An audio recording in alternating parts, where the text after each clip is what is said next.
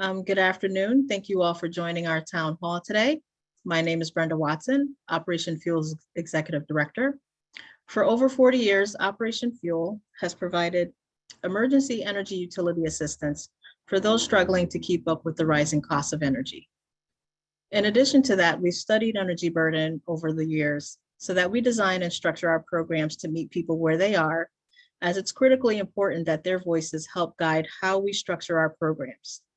We are also in the process of studying water and transportation cost burdens, as these issues are all connected. Stay tuned to hear more about that study in the fall.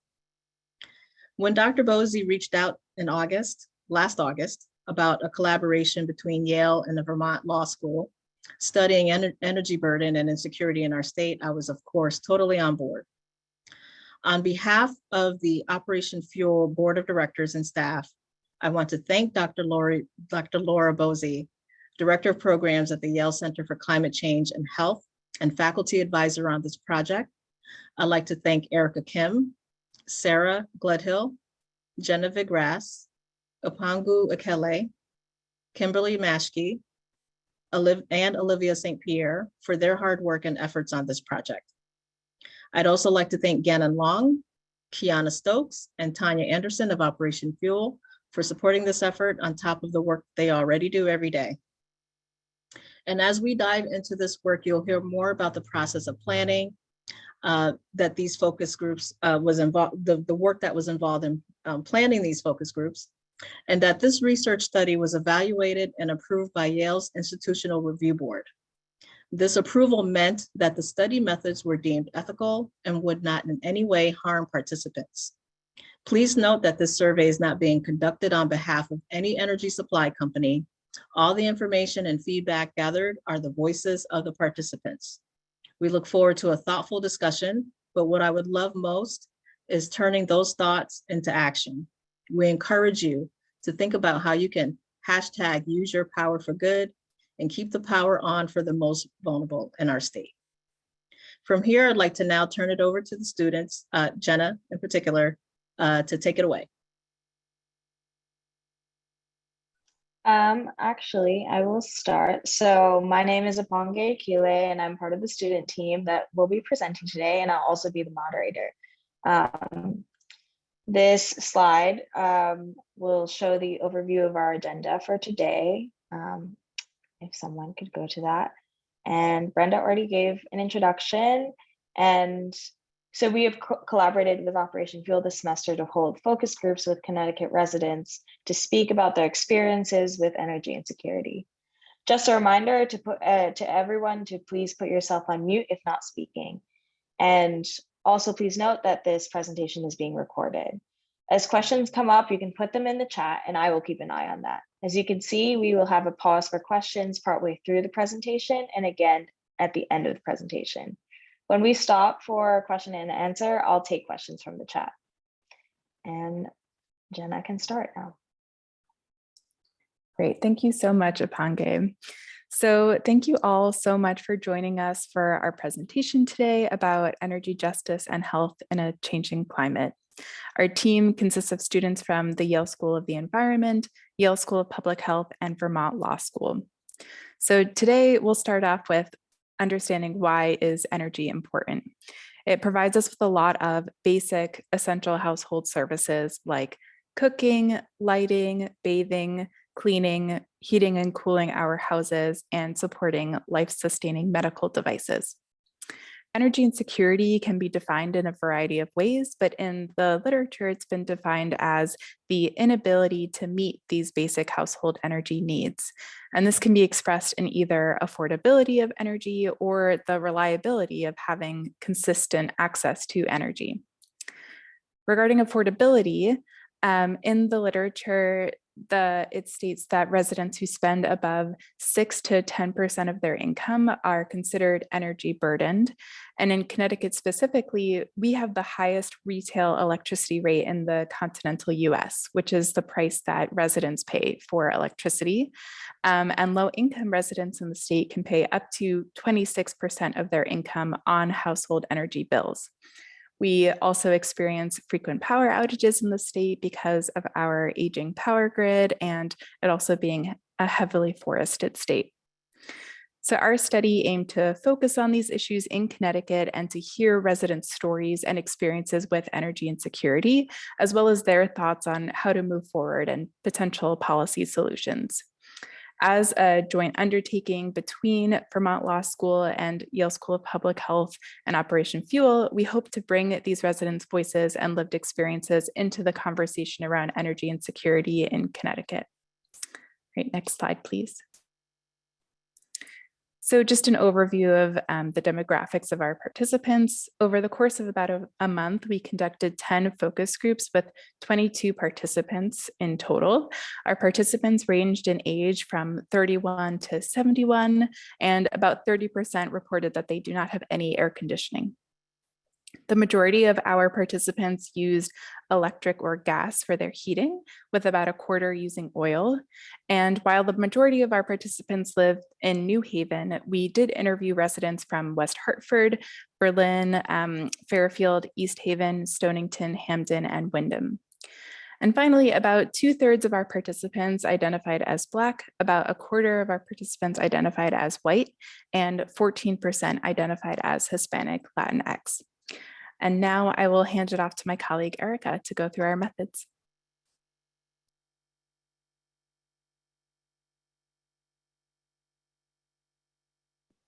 Okay, I'm unmuted now. Thank you, Jhena. I will now be talking about our project and methodology and kind of what we did for this study. So like Brenda mentioned in the beginning, our study was reviewed and approved by the IRB at Yale. So it was deemed an ethical and safe study. Partnering with our community partners at Operation Fuel, as well as some community liaison partners throughout the state of Connecticut, we worked to recruit participants throughout the state to participate in a series of focus groups about energy costs. And so because our project was rooted in community-based research principles, we often conferred with Operation Fuel throughout the study design to obtain feedback, guidance, and input kind of every step of the way of what we were doing. And that's what's demonstrated via the flow chart on the right-hand side. Our focus group questions explored 3 main topics, so perspectives surrounding energy insecurity, knowledge of energy assistance programs, kind of what exists out there, whether or not people have utilized these programs, things like that. And then also knowledge about weatherization and energy efficiency solutions. And after we conducted these focus groups, we took the transcripts, so everything that was said during these focus groups, and we analyzed them, and we created, we identified major themes in those transcripts, and those became what we call key domains. And so our key domains that we'll be talking about in the following slides are health factors, social dynamics, financial strategies and coping mechanisms, environmental factors and building concerns, and assistance channels and accessibility. And with that, I will pass it on to my colleague, Olivia. Hi, everyone. So I'm going to share some general findings about the health factors. So to start us off, we found a general finding that participants with medical vulnerability experienced a higher burden when navigating energy insecurity. Many of the participants shared the sentiment that access to reliable and affordable energy should be universally accessible and protected, regardless of whether one has a medical condition or not. And participants shared that in general, their reliance on refrigeration impacts their nutritional choices, their health, and several participants shared that they require refrigeration to store medications and specially prescribed diets. You can go to the next slide. Thank you. We also found that folks with medical conditions are especially vulnerable to shutoffs and extreme weather events because they rely on electricity to regulate the temperature in their homes for management of a medical condition, and often rely on it for medical devices like nebulizers, CPAP machines, oxygen, and cardiac monitoring. And the utility companies do offer, you can stay on that last slide. The utility companies do offer protections from shutoff in limited cases of serious illness and life-threatening conditions when documented, but participants shared frustrations with the limitations of these structural safeguards. They also expressed frustrations with navigating the paperwork associated with the protections if they're not regularly seen by a primary physician. Next slide.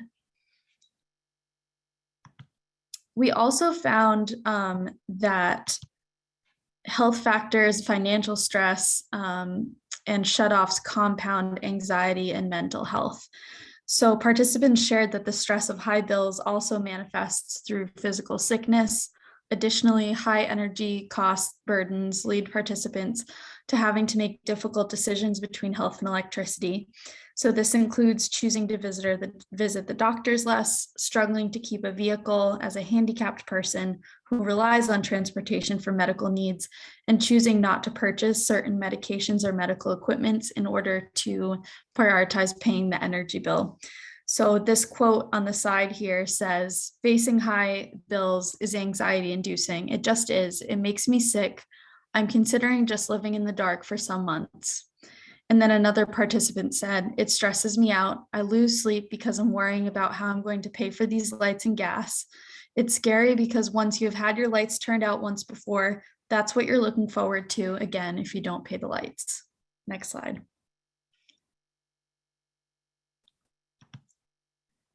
One of the next domains that we explored was social dynamics. So we found that one's navigation of familial, residential, social, and faith relationships may all impact experiences with energy insecurity.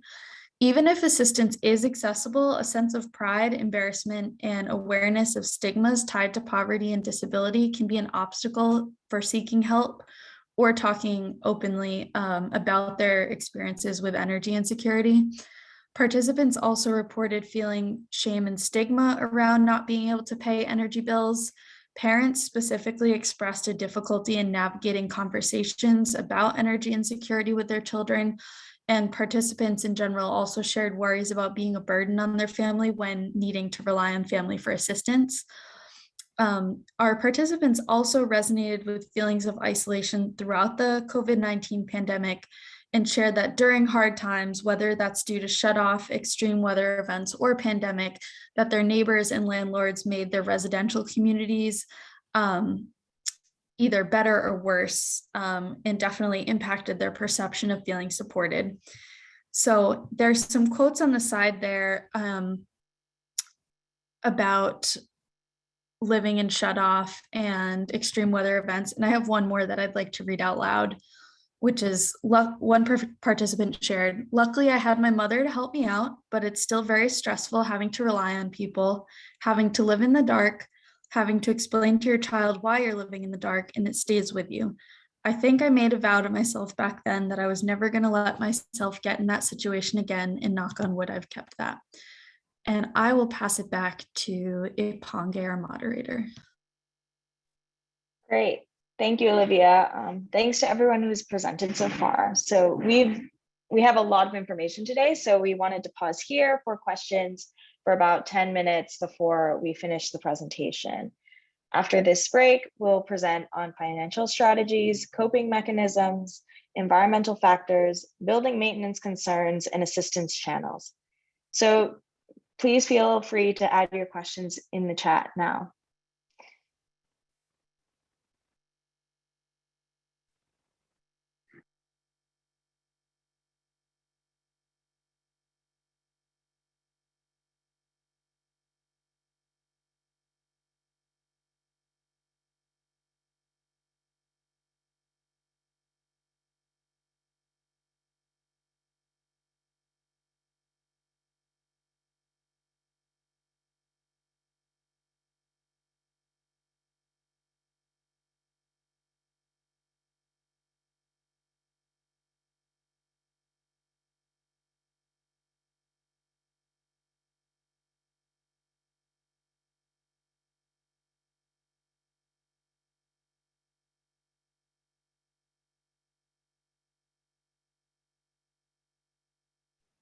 Okay, so we have a question.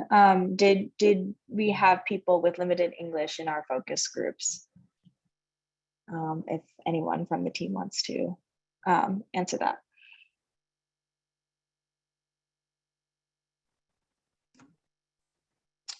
So we did have the ability to do focus groups in Spanish, but we didn't get any interest in that. So all of the focus groups were conducted in English.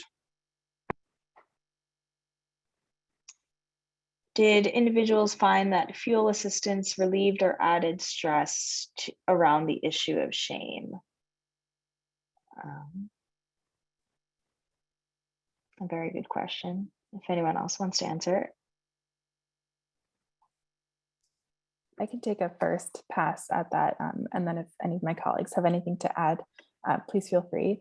So my sense from the focus groups that I participated in was that receiving assistance did add a bit to the feeling of shame and stress, especially if people were receiving assistance from family members, or some also said that they essentially borrowed from themselves.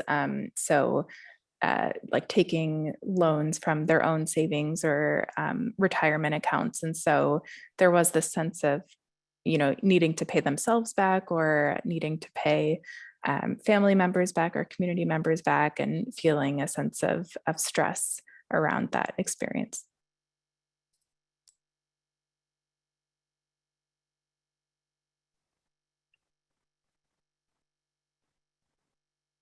Yeah, I think that pretty much sums it up for all of us that participated in the focus groups. How were the focus groups designed? I think Erika, you can answer that. Sure, yeah.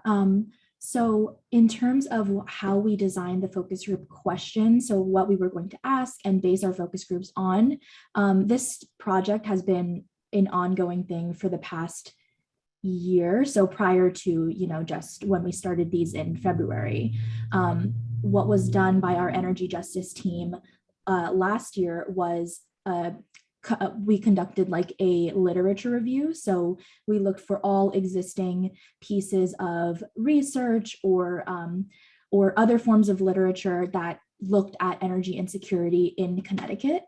What the team found was that there is not much. And what the team basically concluded is that there is a really strong need for us to actually go out and ask people about their experiences with paying for energy bills in this state.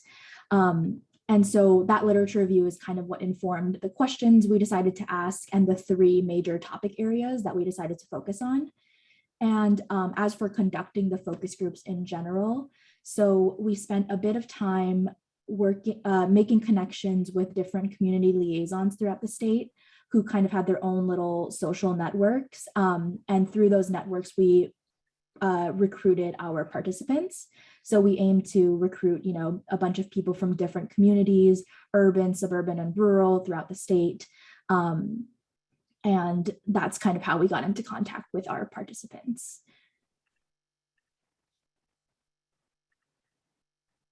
Great.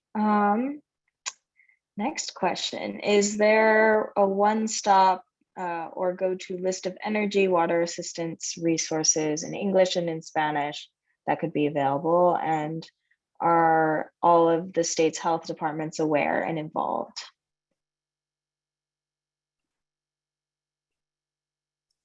I can also take a first stab at this. So from our understanding, there is not a one-stop go-to list. We know that would be really helpful, and that was one of our goals for this project for this semester. Unfortunately, I don't think we have the time to put that together, but potentially this project will continue over the summer a bit, and so the person who will take that on may be able to work on it. But that has seemed like a major need for this area, but also requires a lot of maintenance. So just to make sure that the list is up to date. And so it does require, staff time and funding to maintain that, which obviously is difficult in this area. And then the health departments, I'm not sure if they are coordinated, and I'm not sure if Brenda or Gannon from Operation Fuel would want to answer that question. Hi, Brenda here. As far as health departments go, I am unsure of their awareness around these issues. I do know that DSS is the administrator of the state's energy assistance program, so they're aware. And the Department of DCF, Department of Children and Families, they actually have a program in which if they are interacting with a family who's struggling with energy burden, they have funding set aside that will help pay down a bill or make a delivery of oil or other types of fuel, if that would help that family avoid a situation where the child needs to be removed.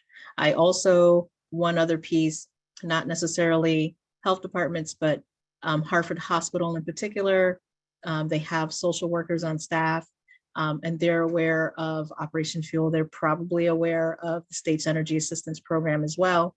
And they do try to connect families who are discharging from the hospital. If there's a vulnerable family member in the home and there's no power in the home, they will try to connect that family with one of the programs, or perhaps even both, Operation Fuel and the state's energy assistance program.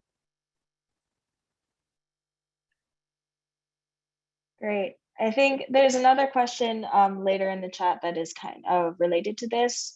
For the resource list, are the utilities supposed to supply this? Or should the update, the Energize CT website, should that be updated?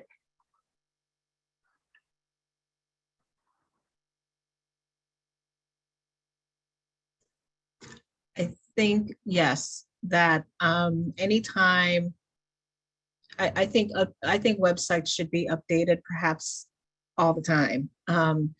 This environment is constantly changing. Program dates are constantly changing and requirements change. So anytime you can utilize your resource, which is a website, to update folks on the programs that are available to them, then yes, the Energize CT website could use a bit of a makeover to address these issues and inform people of the programs that are available. If I could just add to that, thank you to Stephanie Cohen from Connecticut PURA, the Public Utilities Regulatory Authority, and she's put in the chat a website that does lay out some of the utility assistance programs available to folks. So folks can see that in the chat as well.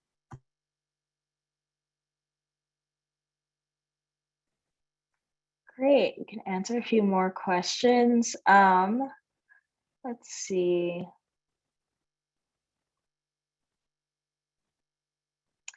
Was there anyone on our team that have experienced some of these hardships and could therefore relate to the residents?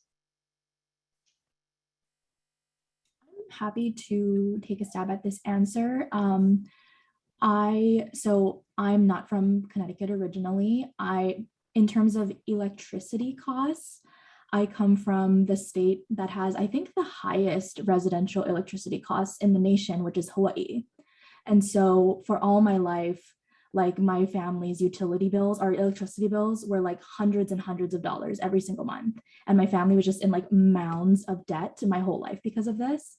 And so, you know, when we were listening in these focus groups to our participants talk about their experiences, not only paying for electricity, but also heat, gas, things like that, and it all adding up. Yeah, I was definitely able to relate, and I have never had to use gas or heat coming from a tropical, environment. It's hot there, so we don't need heat. And so that was like another perspective that I just didn't even know about. And it was a great experience and really emotional, like being able to listen to these experiences. Great. All right, I think we can move on. There are a lot of questions still in the chat, and we will try to get through all of them towards the end of the presentation. But thank you to everyone who's submitted a question. All right, so I'll pass it on to Kim for financial strategies and coping mechanisms. Yeah, thanks, Epongue. So our next category we'd like to discuss is financial strategies and coping mechanisms, which essentially covers the various strategic approaches that our participants took in order to make ends meet directly with energy costs, as well as to balance energy costs in the greater scheme of financial constraints. So our participants are extremely aware of and concerned about how much energy they use at all times, and are constantly going out of their way to reduce their consumption. So many have developed a habit of unplugging as many appliances as possible, and some also avoid transportation as much as possible, and many avoid using energy during peak times during the evening, and often cook during off-peak hours or minimize their comfort by going the entire day without heat. Paying for energy costs often affects our participants' ability to afford other bills and build up any sort of savings. So some are unable to save for retirement, while others are unable to afford more immediate and urgent costs, such as doctor's visits, rent, or other utility bills. Sometimes known as heat or eat, some participants were very transparent about sharing very challenging experiences being faced with a choice to purchase food or pay for energy, as illustrated by the top quote on the right-hand side of the slide. Some sought out stores with cheaper prices or supplemented with multiple food banks. And one participant who had a young child ultimately chose to pay for the energy bill 1 month instead of buying groceries. Participants often feel on the edge of debt. In balancing so many costs at once, some feel vulnerable to sudden budget increases. So for example, a homeowner was concerned about property tax increases, and one renter spoke to a particularly financially strained time when her oldest child was heading to college and she also needed to pay for transportation to visit another child who was incarcerated at the time as well. And mistrust of the utility was often a strong sentiment expressed by multiple people, as demonstrated by the bottom quote on the right-hand side of the slide. For some, it is very difficult to comprehend how successful utility businesses that provide such essential services as energy could possibly need to charge such unaffordable bills to consumers, and why regularly putting an active effort towards limiting consumption doesn't seem to successfully lower the bill amount for our participants. Next slide, please. So the environmental factors category specifically covers our participants' experiences related to season and weather. Hazardous temperatures during both summer and winter caused discomfort. Temperature is also often directly related to health, and a few people spoke to air conditioning as an essential resource for managing asthma, and one person mentioned taking a medication that causes temperature sensitivity and therefore requires a temperature-controlled living environment. One participant spoke to feeling like coping strategies were a lose-lose situation. And during the summer, she opened the blinds in order to avoid using electricity during the day, but having the blinds open caused the room to heat up, which created a need for air conditioning. Anticipation of power outages from severe weather events or other interruptions is stressful, especially because the ability to store perishable food is dependent on electricity for refrigeration. Food spoilage can be a disaster for people in these scenarios because food costs money and people do not always have the flexibility in their budgets to replace that spoiled food. So now I'll hand it off to my colleague Sarah to address building maintenance concerns. Thanks, Kim. So we asked participants in the focus groups about the condition of their homes, and we heard a lot of horror stories. For example, one participant shared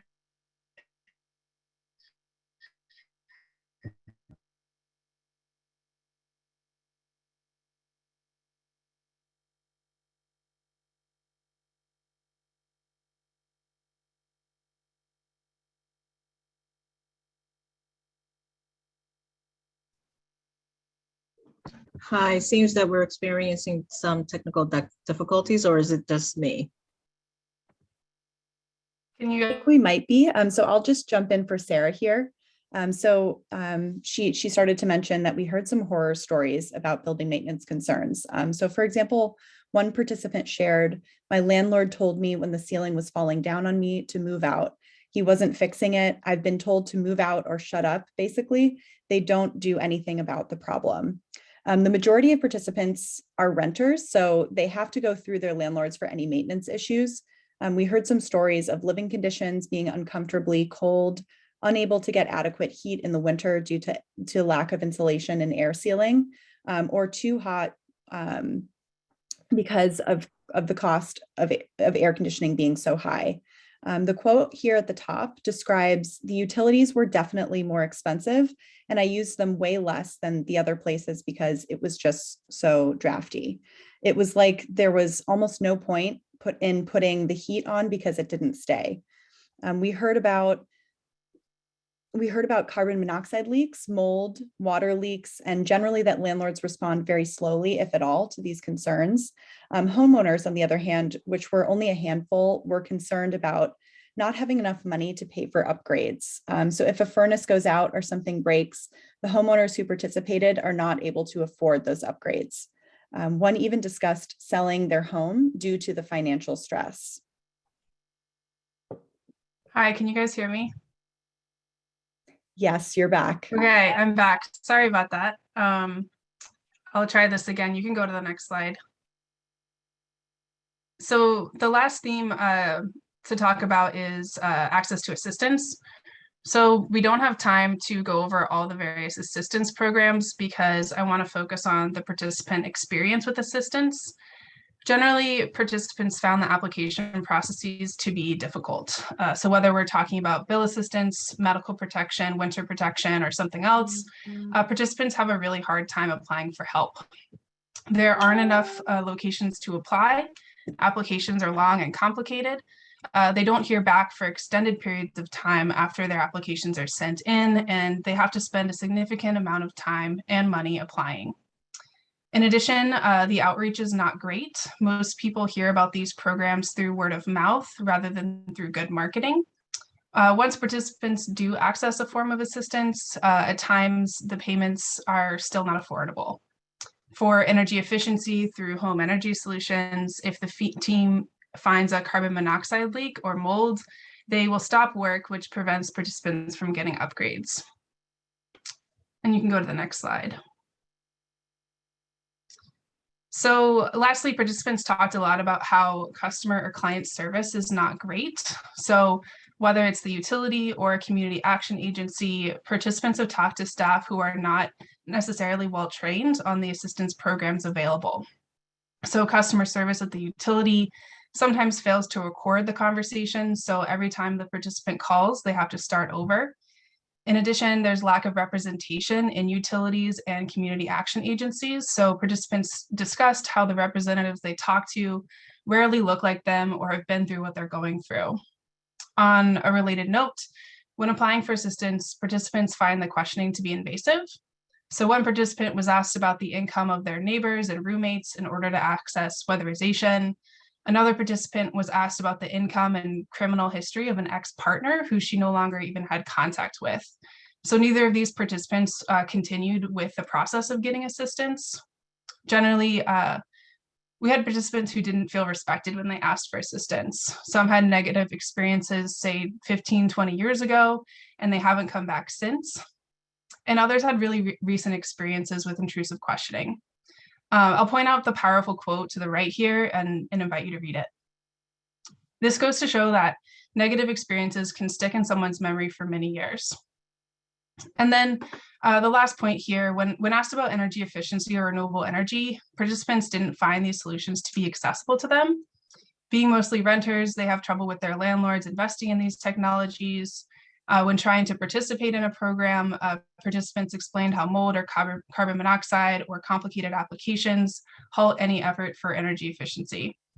Homeowners feel that they can't afford energy efficiency or renewable energy retrofits. So now I'll turn it back over to Epongue to discuss participant suggestions. Yes, so another very important aspect of our focus groups is asking participants for their own policy recommendations or suggestions for how to make their lives easier regarding energy burden. One practical solution was that landlords should be required to install heat pumps and efficient appliances when technology needs to be replaced. A lot of participants expressed interest in moving towards more energy efficient appliances, but because their renters didn't have the means to do that. Another was that energy companies should hire community members that have the personality to communicate personalized advice and solutions to people with empathy. Another participant suggested that utilities move the application opening date for winter protection up to allow for more time, as well as creating drop boxes and email addresses that are checked more regularly to better facilitate the application process.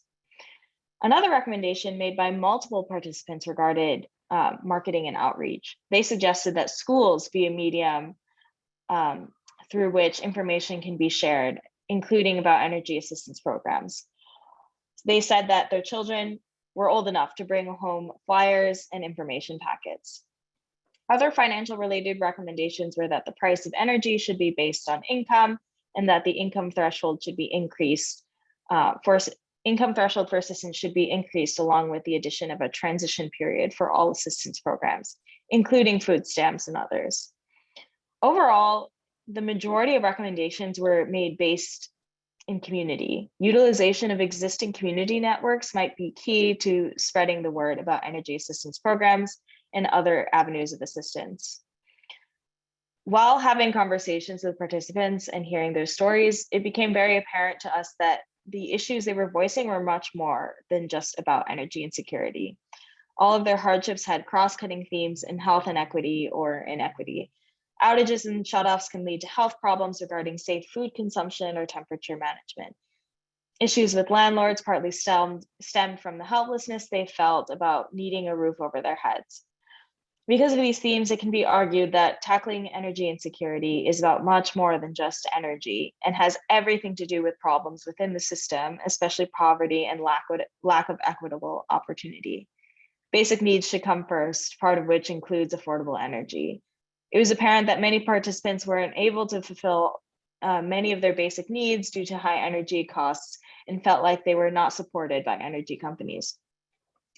However, during these focus groups, while hearing each other's stories, a lot of participants opted to share their contact information with each other in order to provide help and insight to whoever needed.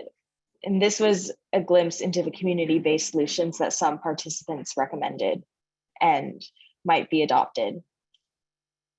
So that is the end of our presentation. Thank you to the team. Before someone asks, we are planning to send the slides and the draft report out to everyone who registered today, so please keep an eye out for that email. We are also linking a survey, so if you could please take a moment to let us know your thoughts. Here are acknowledgements. We obviously thank Operation Fuel and the names listed there for all their guidance.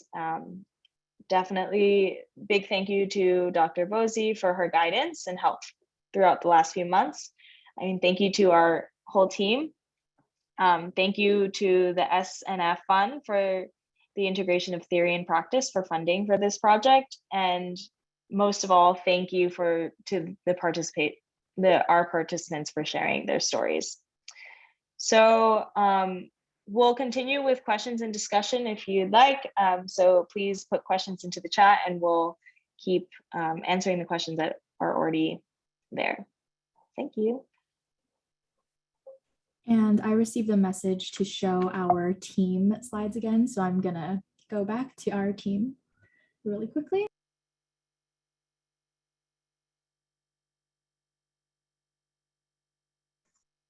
I don't have a question necessarily. I just wanted to share, this is Brenda Watson again, how I am impressed with the work that you all have done this semester. And you shed light on a part of the energy story that we often do not hear. And we certainly do not plan for in terms of high level planning on the state and utility side. I'm hoping that folks take the information that they've learned today and consider making adjustments to their current programs. I'm also really quite touched that the participants have decided to keep in touch. Clearly, this was a process that bonded them. And I want to thank you all and thank our participants for being brave enough to share their stories and you all providing them with a safe space to do that.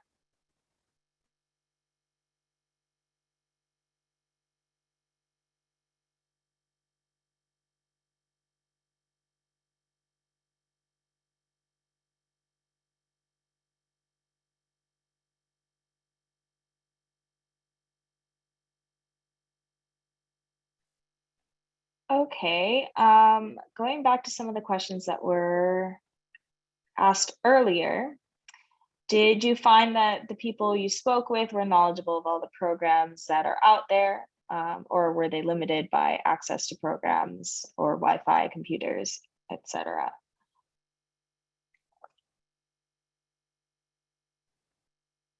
One of the team wants to answer that.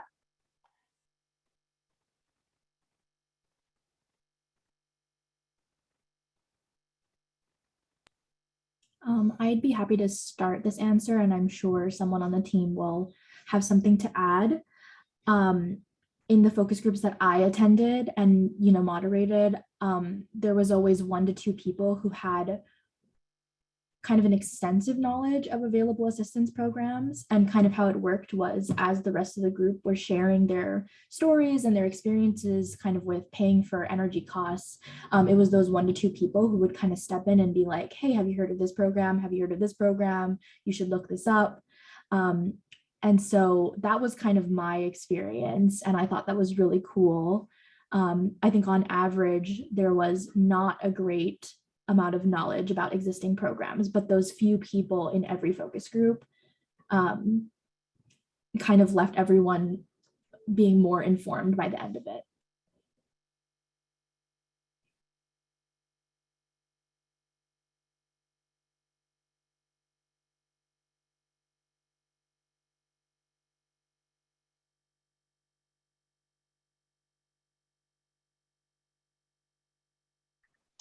Great. Another question was, did anyone express that they tried to reach out to the utility company for help, such as payment plans or extensions? I can speak to that one. Yeah, I mean, people talked a lot about how they would try to reach out to the utility. A couple people had positive experiences, but overwhelmingly the experiences with the utility customer service were quite negative. The feeling was that they had to start over every time they called and talked to a different representative. And sometimes the customer service agents weren't well trained on the assistance programs available.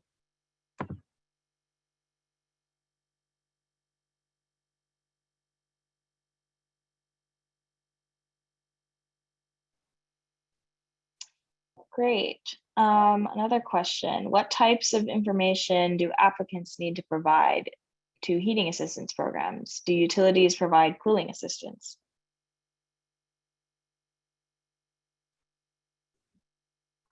I can answer that. In terms of Operation Fuel, we require income statements and a copy of the utility bill. In terms of cooling assistance, so our program runs 2 seasons, summer, fall, which start in July and end in October or November, depending on the conditions. And then we start over again in December through the end of May.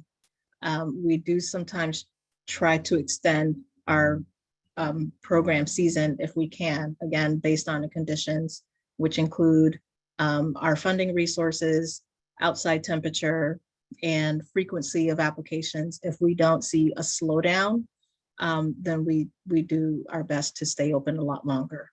So our program offers assistance with all home energy sources, which include electric and gas utilities, and all fuel sources, as well as water utility assistance. So the electric assistance is part of that cooling support, but I don't know the schedule or all of the guidelines regarding the state's energy assistance program. I wouldn't want to answer on that on their behalf and get any information wrong.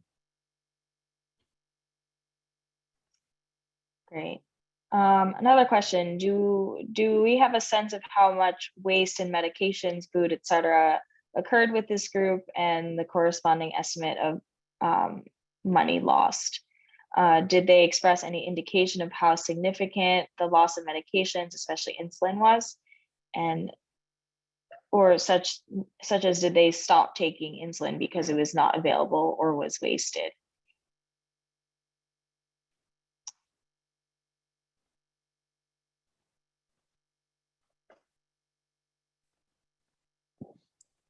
That is a great question. I'll take a first stab at it. So the focus groups that I participated in did not have experience with anxieties around losing medicine, but they did have a lot of anxiety around losing their food, especially with COVID, especially in the beginning period of COVID, where people were really stocking up on food and really filling their fridge with as much food as they could so they could minimize their trips to the grocery store to hopefully support their own health.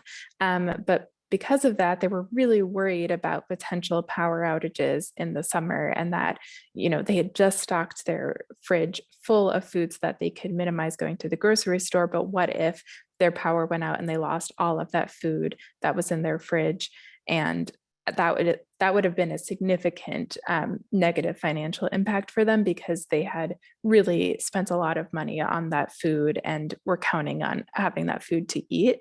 And so that would have been, I assume, hundreds of dollars that they would have lost. And so that was definitely a significant concern. I didn't hear anything about insulin, but I don't know if any of my teammates have anything to add.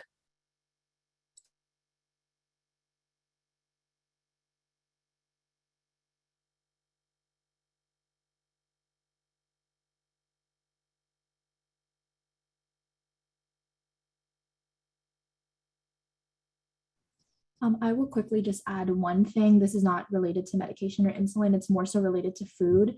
In my focus groups, it was something I remember one of my participants talking about was, not attaching a specific dollar amount to how much was lost during something like a shut off or a power outage, but more so that they have like a set budget of how much they spend like per week or per month on things like groceries, food, etc. And when something like this happens, when their electricity goes off and the refrigerator stops working, that week's budget of food is gone.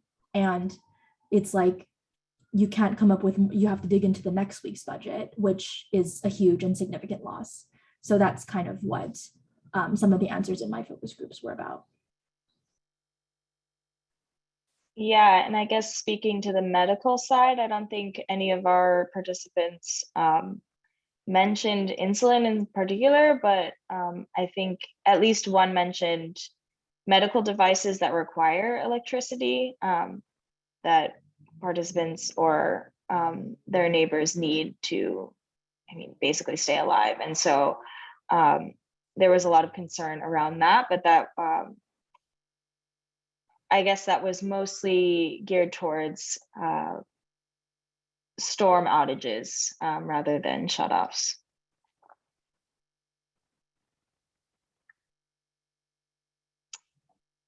Okay, another question. Did participants have recommendations on what a better process or method might be for sharing sensitive or uncomfortable information that is required by utilities for program eligibility?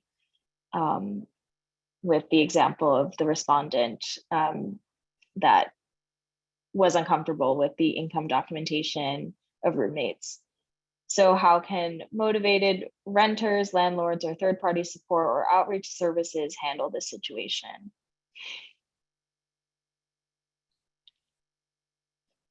So as far as I remember, there were no particular recommendations on what a better process might be, other than reducing intrusive questioning wherever possible.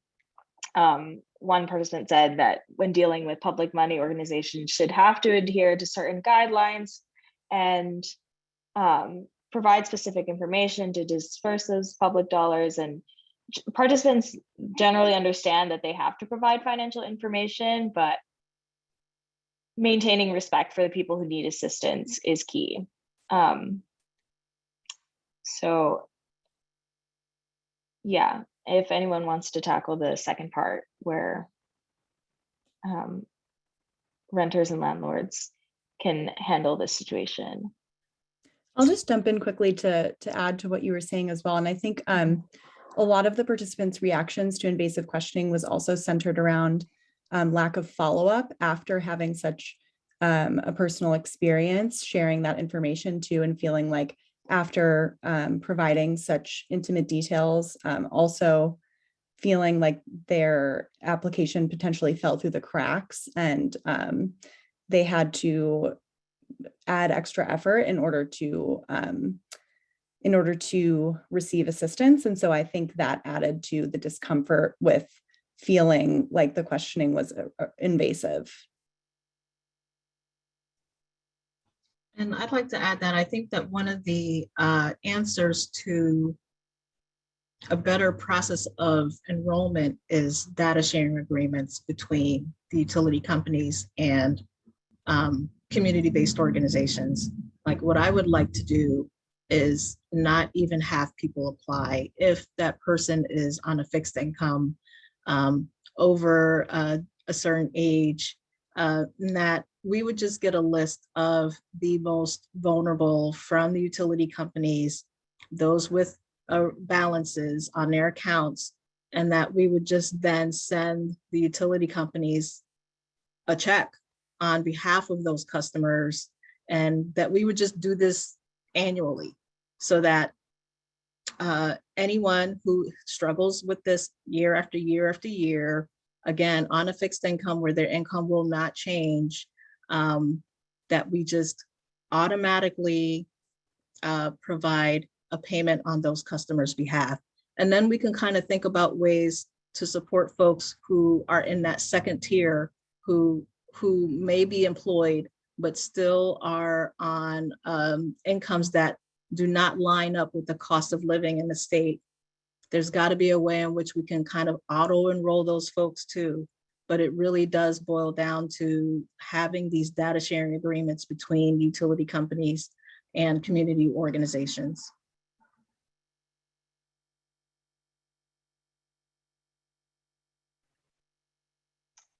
Great. Another question, was it ever brought up how tenants don't have access to control the energy they pay for because landlords lock basements where fuse boxes may be?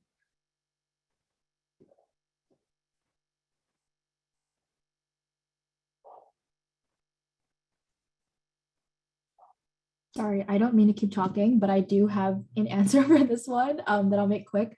So in one of my focus groups, there was one person in particular who was talking about how she lives in a rental unit, and she pays for all of her utilities. None of her utilities are included in the rent, but her landlord doesn't let her change anything about like the temperature control of the unit. Access to changing the heat settings are not available to her. It's locked away. I don't know if that was in the basement or not, but this was definitely brought up. And I mean, quite frankly, like, it's terrible. It's disgusting. And so it definitely came up.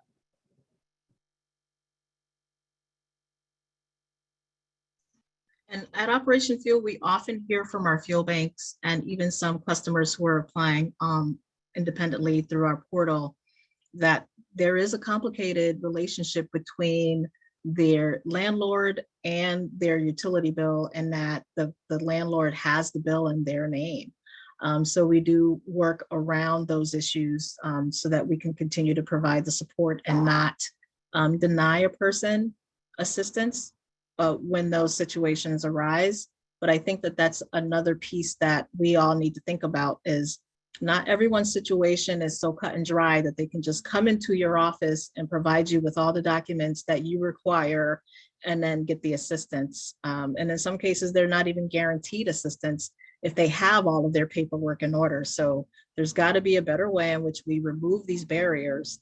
Again, auto enrolling people that we know are struggling with this. Perhaps we can use census data block information to do that. I think that for me, I feel like we're nearly into 2023. So it's just how rapidly things are moving. It just seems really outdated that we are still requiring people to make an appointment to apply for assistance. I just don't understand why we're still in that system of us assisting people. There's got to be a more efficient way to do this.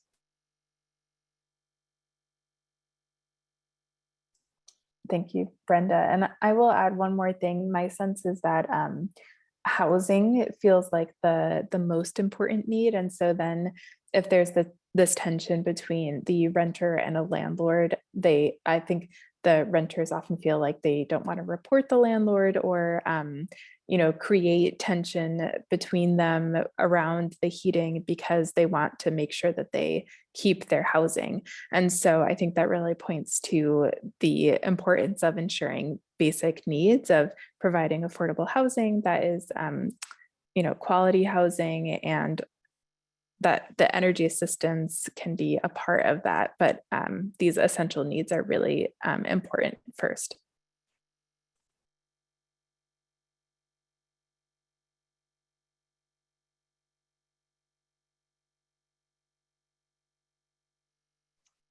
Great. Do the utilities know who is struggling and why can't they give that info?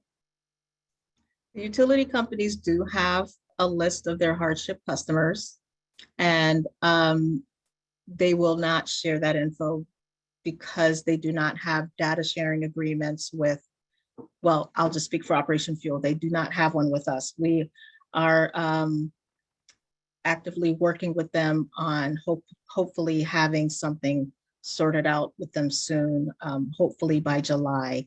I believe that we have a pretty solid reputation as an organization in that I believe that we can be trusted with that customer info. And again, it would save us a lot of admin time if they just sent us a list of those customers and we just mailed them back that check.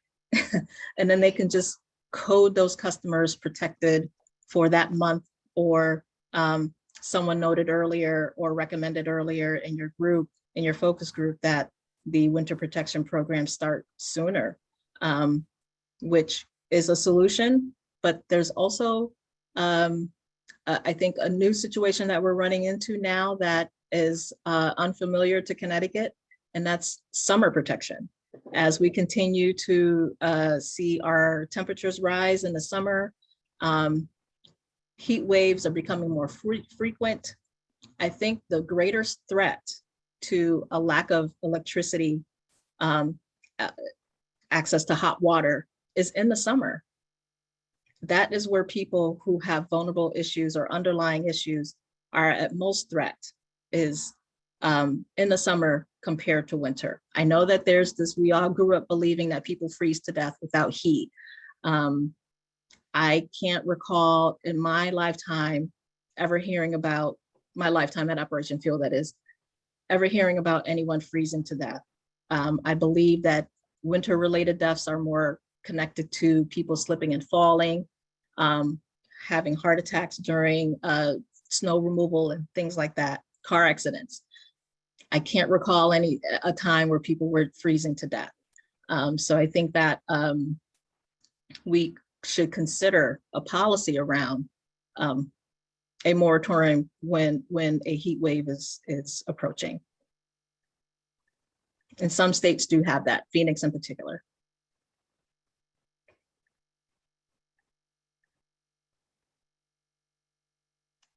There's another question for you, Brenda. Will the utility companies match any payments received that is not from the energy program?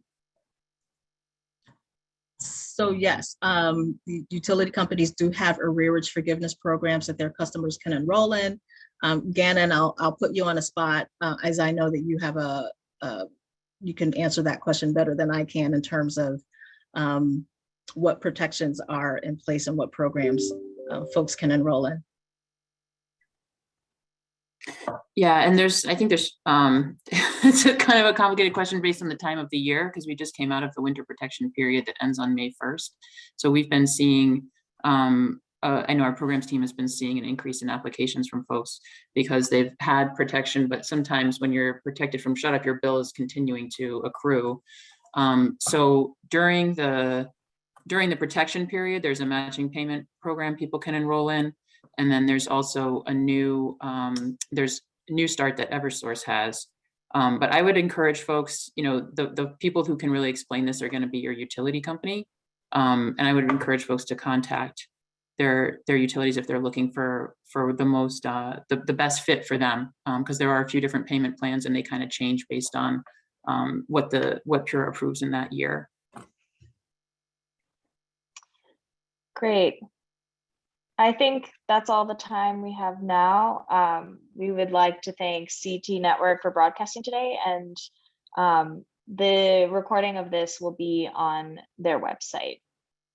And just a reminder to fill out the survey that Sarah sent in the chat. And thank you so much for joining us. We really appreciate your time.